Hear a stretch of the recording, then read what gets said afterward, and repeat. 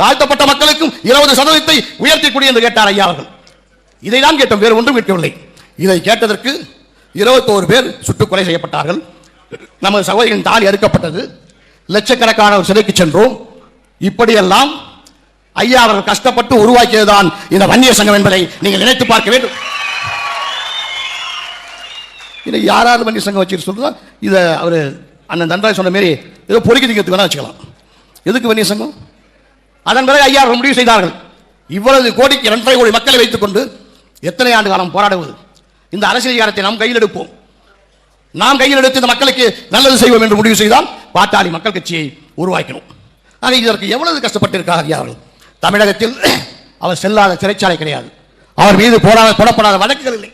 எத்தனை வழக்குகள், எத்தனை சிறைச்சாலைகள் ஐயாவிற்கு. இவ்வளவு கஷ்டங்களை அனுபவித்து இந்த சமூகத்திற்கு இடஒதுக்கீட்டை வாங்கி தந்தான். இந்த சமூகத்துக்கு மட்டுமல்ல, 180 சாதிக்கு வாங்கி கொடுத்தான்.